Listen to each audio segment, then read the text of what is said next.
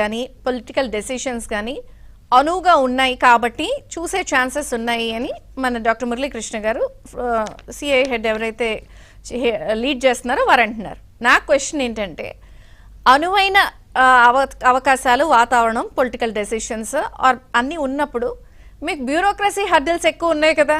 ఈ 7 నెలల్లో ఏ మాట్లాడుకున్నా బ్యూరోక్రసీ హర్డిల్స్ గురించే మనం వింటున్నాం. ఈ అధికారి మాట వినట్లా, వాళ్ళు చెప్పించేయట్లా, వీళ్ళు సహకరించట్లా, లేదా వీళ్ళే ఇలా చేస్తున్నారు.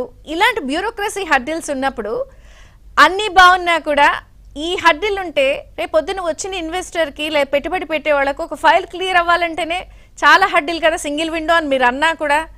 ఏం చెప్తారు? బ్యూరోక్రసీ హర్డిల్స్ చాలా ఉన్నాయి కదా మీకు, మీ విజన్ వాళ్ళు అందుకోవాలి కదా. చాలా మంచి క్వశ్చన్ అండి నిజంగా కూడా. అయితే మురళి గారు, సత్యమూర్తి గారు ఇద్దరు కూడా చాలా మంచి పాయింట్లు అన్ని కూడా మాట్లాడారు. ఇక్కడ ఏంటంటే మనకి ఎయిర్ కనెక్టివిటీ మిగతా స్టేట్స్ తో పోతే చాలా బాగుంది. అదేవిధంగా వాటర్ కనెక్టివిటీ ఉంది, అదేవిధంగా రోడ్ కనెక్టివిటీ ఉంది. అన్ని రకాలుగా కూడా లాజిస్టిక్ అనేది చాలా బాగుంది అన్నారు వారు. చాలా బాగుంది. రెండోది ఏదైతే విజన్ సిబిఎన్ బ్రాండ్ ఉన్నాడో, రెండోది ఏంటంటే ఇండస్ట్రీస్ రావడానికి ఎట్లాంటి మనం చెప్తే వాళ్ళు వస్తారో ఆ స్ట్రాటజీస్ అన్ని కూడా బ్రహ్మాండంగా మన దగ్గర ఉన్నాయి. మనం ఇంప్లిమెంట్ చేస్తున్నాం, లాజిక్స్ కూడా ప్లే చేస్తున్నాం. ఇవన్నీ బాగున్నాయి. మీరు అన్న ప్రశ్న ఏదైతే బ్యూరోక్రసీ ఉందో వాళ్ళతోని మనకి కొద్దిగా హర్డిల్స్ ఉన్నాయి కదా, డెఫినెట్ గా. మరి అది డెఫినెట్ గా ఉన్నాయని మీరే అంటున్నప్పుడు బ్యూరోక్రసీ హర్డిల్ వచ్చి నేను వచ్చానండి పెట్టుబడి పెడతానికి, ఫైల్ క్లియర్ చేయండి, వాళ్ళు నిద్రపోతే నేనేం చేస్తా? అదే అంటున్నానండి, మిగతా విషయాల్లో హర్డిల్స్ ఉంటాయి. ఎక్కడ వాళ్ళు గతంలో జరిగిన వాటి మీద ఎంక్వైరీ అయ్యింది, తేల్చండి, లేకపోతే వీటి గొడవ చూడండి అంటే వీళ్ళు కూడా ఎక్కడ బయటకు వస్తారో కాబట్టి అవన్నీ నడవు. కానీ ఇక్కడ ఏంటంటే ఇండస్ట్రీస్ కానీ ఇంకోటి కానీ ఏదన్నా రావాలో చెయ్యాలనుకున్నప్పుడు ముఖ్యమంత్రి గారు పిన్ టు పిన్ చాలా క్లిస్టల్ క్లియర్ గా వీటి మీద వర్కౌట్ చేస్తున్నారు. దానికి వెనకాల లోకేష్ గారు పక్కన ఉన్నారు, పవన్ గారు కూడా ఉన్నారు. కాబట్టి వాళ్ళు ఈ విషయాల మీద డిలే చేయడానికి అవకాశం లేదు. అదర్వైజ్ అలా కాకుండా వేరే ఇంకేదైనా ఇష్యూస్ ఉంటే కనుక వీళ్ళు కూడా రంగులు బయటకు వచ్చే పరిస్థితి, ప్రమాదం ఉంటది. కాబట్టి మీరు అన్నది ఉంటుంది, కానీ ఇక్కడ మాత్రం ఆ ప్రమాదం లేదు. ఎందుకంటే కొత్త ఇన్వెస్ట్మెంట్లకు సంబంధించి ఆ పాలసీ సంబంధించి కానీ ఇవన్నీ కూడా ముఖ్యమంత్రి గారు యాక్సెస్ ఉంది, వాళ్ళతో ఉన్న అవసరం అయితే ఆయన దగ్గరుండి ఆయన కూర్చోబెట్టి చేయించే పరిస్థితి ఉంది. కాబట్టి మనకు ఆ సమస్య లేదండి. ఈ డెవలప్మెంట్ ఆస్పెక్ట్ లో మనం ముందుకెళ్ళొచ్చు, ఇబ్బంది. ఓకే, బ్యూరోక్రసీ హర్డిల్స్ కూడా దాటేసాం అంటున్నారు. ఇప్పుడు ఎప్పుడెప్పుడు మిమ్మల్ని ఇబ్బంది పెడదామా అని చూస్తున్నటువంటి వైసీపీ అసలు లా అండ్ ఆర్డర్ లేదని చెప్పి అల్లరి పెడుతుంది మిమ్మల్ని కదా. జనరల్ గా ఒక ఇన్వెస్టరో లేకపోతే ఇండస్ట్రియలిస్ట్ వచ్చినప్పుడు లా అండ్ ఆర్డర్ కూడా మేజర్ పాయింట్ చూస్తారు.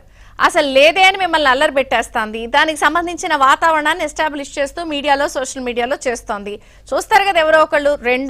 మొన్న స్వయాన కడప వెళితే జగన్మోహన్ రెడ్డి గారు పోలీసులను పిలిపించి వార్నింగ్ ఇచ్చారు, తోలు తీస్తాం, తొక్క తీస్తాం, మీ సంగతి తేలుస్తాం, నేనే వస్తున్నాను 6 నెలలే. ఇవన్నీ కూడా అటువంటి మెసేజెస్సే కదా. అదే నేను అంటున్నానండి, ఏమంటానంటే వాళ్ళు ప్రజలు తిరస్కరించారు కాబట్టి 11 సీట్లు వచ్చినాయి. 11 సీట్లు వచ్చిన తర్వాత ఎవరైనా కనీసం ప్రభుత్వానికి, కొత్త ప్రభుత్వానికి పోలీసుల్ని ఇంటికి పిలిపించి వార్నింగ్ ఇచ్చారు, మీకు తెలుసో లేదో. మీ ప్రభుత్వంలో ఉన్నటువంటి పోలీసుల్ని ఇంటికి పిలిపించి వార్నింగ్ ఇచ్చారు. నేను చెప్పేది అదేనండి, మామూలుగా 6 నెలల టైం ఇవ్వడం అనేది సంస్కారం ఎవరైనా సరే. కానీ వీళ్ళు వచ్చి 4 రోజులకే 34 మంది చనిపోయారని ఢిల్లీ వెళ్ళి రాష్ట్రపతి పాలన కావాలన్న అడిగినటువంటి మహానుభావులేడు. వీళ్ళు అలా చేస్తారని తెలిసి వీళ్ళకి 11 సీట్లు ఇచ్చారు ప్రజలు. అయినా కూడా మన డిఎస్పీ మళ్ళీ 6 నెలలు మేమే వస్తాం, ఏమనుకుంటున్నావు నువ్వు అని డిఎస్పీ గారిని కూడా వార్నింగ్ ఇవ్వటం అనేది అందరూ చూశారు. ఇంకా మధ్యలోంచి బయటకు రాలేదు. ఈ వచ్చేసారి ఆ 11 కూడా ఇవ్వకుండా ప్రజలందరూ కూడా చాలా బలంగా చర్చించుకుంటున్నారు. ప్రజలు చర్చించుకోకపోయినా మీరు ఇలాంటివి కంట్రోల్ చేయకుండా, రిపీటెడ్ కాకుండా యాక్షన్స్ తీసుకోకపోతే వాళ్ళు అలాగే వెళ్తారు. మీరేమో మీ ఇన్వెస్ట్మెంట్లు, మీ ఇండస్ట్రీ పాలసీలు గోల్లో మీరుంటే ఇది వేరే మెసేజ్ వెళ్తుంది కదా బయటికి. వెళ్తుందండి. వాస్తవంగా ఒక ఎమ్మెల్యేకి డిఎస్పీ వెళ్లాల్సిన అవసరం లేదు, ఎస్ఐ ఆర్ సిఐ. మామూలుగా అయితే మిగతా చోట్ల అయితే ఏఎస్ఐ గానీ రైటర్ గానీ వెళ్తాడు. కానీ ఇక్కడ ఏంటంటే ఆయన మీద ఏదో మాజీ ముఖ్యమంత్రి అనే గౌరవం మీద డిఎస్పీ వెళ్ళాడు. వెళ్ళినందుకు చేవాట్లు అన్నాడు. వెళ్ళినందుకు డిఎస్పీకి బుద్ధి ఉండాలా, ఎందుకు అతను వస్తే పోతే మనకి ఇలాంటిది జరిగిద్దని. దాన్ని జరిగినప్పుడు ఇమీడియట్ గా ప్రభుత్వం యాక్షన్, నువ్వు ఎందుకు వెళ్ళావని యాక్షన్ తీసుకుంటే బాగుండేది. కాకపోతే ఏంటంటే చంద్రబాబు నాయుడు గారికి, లోకేష్ గారికి, పవన్ కళ్యాణ్ గారికి ఏంటంటే ఎక్కడ ఏ పట్టుబడులు పట్టుకు రావాలి, కేంద్రం నుంచి ఎలా డబ్బులు తీసుకురావాలో, రాష్ట్రాన్ని ఎలా డెవలప్ చేయాలి, ఈ గోల్లో ఉన్నారు తప్ప వాళ్ళ దగ్గరికి ఇవ్వడిపోయాడు. 2014లో కూడా మీరు ఇలాగే చేశారు. బట్ జరిగిన damage you can't even smell.